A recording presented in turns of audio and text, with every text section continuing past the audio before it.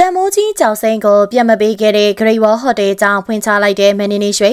ပရိသတ်ကြီး Great Wall Hotel ရှေ့မှာလက်လေးချပြီးတော့သူမခင်မနဲ့သမီးလေးတွေကိုကဲထုတ်ပေးဖို့ပြောဆိုနေတဲ့ဒီမျိုးသမီးကိုသိကြမှာပါနော်သူမကမန်လာ28ရက်နေ့ညနေ6:00လောက်ကလေးက Great Wall Hotel ကြီးရှေ့မှာနေမရမပြည့်သူမခင်မနဲ့သမီးလေးတွေကိုတွေ့မလားလို့စောင့်မျှော်နေခဲ့သူလေးဖြစ်ပါတယ်ကဲကြောင်မလာခဲ့ပဲနေညနေလောက်ခဲ့ပြီးတော့73ရက်နေ့မှာပဲသူမခင်မနဲ့သမီးလေးတွေကိုတွေ့ခဲ့ရပြီးရုံလောင်းသာလက်ဝဲပိုက်ဆိုင်ခွင့်ရသူဖြစ်ပါတယ်မန်နီနီရွှေအောင်မိခင်ကောင်းပြီးသားသလိုမျိုးသမီးကောင်းလည်းပြီးသားသူဖြစ်ပါတယ်။သူမရဲ့ခံစားရတဲ့ခံစားချက်တွေကိုအများပြည်သူတွေကကိုချင်းစာပေးသမီးလေးတွေနဲ့ယောက်ျားအမြန်ဆုံးအသက်ရှင်လျက်ပြန်တွေ့ပါစေလို့ဆုတောင်းပေးနေကြတာဖြစ်ပါတယ်။အများပြည်သူတွေရဲ့ဂယုဏနဲ့မနီနီရွှေရဲ့ဖြစ်ဟာတနိုင်ကလုံးတည်သွားကြပြီး Great Wall Hotel ရဲ့ရက်စက်မှုတွေကိုလည်းသိရှိသွားကြတာဖြစ်ပါတယ်။ Great Wall Hotel ကြီးကမန်လာ28ရက်နေ့ကလေးကအင်အားပြင်းငလင်းလောက်တဲ့နေ့မှာချက်ချင်းကူညီကယ်ဆယ်ဖို့ခွင့်ပြုလိုက်ရင်ဒီလိုပြဿနာတွေဖြစ်လာမှာမဟုတ်ပါဘူးနော်။မနီနီရွှေကသူမရဲ့ Facebook စာမျက်နှာပေါ်မှာ Great Wall Hotel ဟာသူမကိုနင်နာကြေးပေးတဲ့အတွက်လက်မခံဘူးဆိုပြီးသူမရဲ့ရှင်တွေကခန်းစားချက်ကိုပြပြလာခဲ့တာဖြစ်ပါတယ်။ Great Wall Hotel ကအကူအညီကယ်ဆယ်ဖို့သာခွင့်ပြုခဲ့မယ်ဆိုရင်ဒီလိုမျိုးအသက်မဆုံးရှုံးသင့်မင်းနဲ့ဆုံးရှုံးမှာမဟုတ်ပါဘူး။သူမတို့မိသားစုတွေမဟုတ်ဘဲနဲ့9ရက်လောက်ကိုသူတို့လိုချင်တဲ့ပစ္စည်းတွေကိုကယ်ဆယ်ရေးသမားချိုးနဲ့ယူခိုင်းပြီးတော့ပြည်သူတွေစီက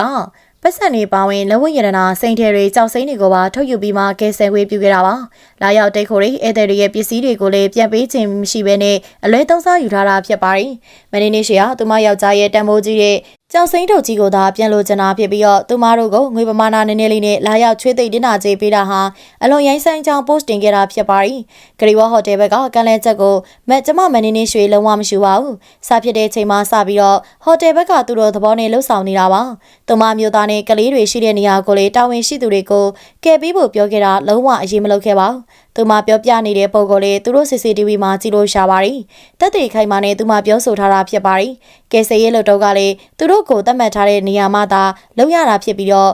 ဂျက်ဘော်ရီကိုလေအတိုက်ခိုက်များစွာကြားကနေမနှဲရှာအောင်အပူပြင်းစွာနဲ့စူးစမ်းယူခဲ့ရတာဖြစ်ပါတယ်။ပြစာဖြစ်တဲ့နေ့ကစပြီးတော့ဒီနေ့ရှက်လေတဲ့နေ့ထိစိတ်မအေးရရှိနေပြီးတော့စိတ်ပူပန်နေရတာပါ။သူမယောက်ျားရဲ့နောက်ဆုံးချွေးနှင်းစာကြောက်စိမ့်ပါတဲ့အိတ်ကိုပဲပြန်လို့ချင်တာပါ။ရအောင်ရှာပေးကြပါလို့ပြောခဲ့တာဖြစ်ပါတယ်။မင်းနေရှိဟာကလေးတွေလည်းရှုံမျိုးသားလည်းရှုံပြီးယခုပစ္စည်းပါရှုံတော့ Great Wall Hotel ရဲ့တာဝန်ရှိသူတွေကိုဘလို့လူမျိုးတွေလဲဆိုပြီးတော့မိကွန်းထုတ်ထားတာပါ။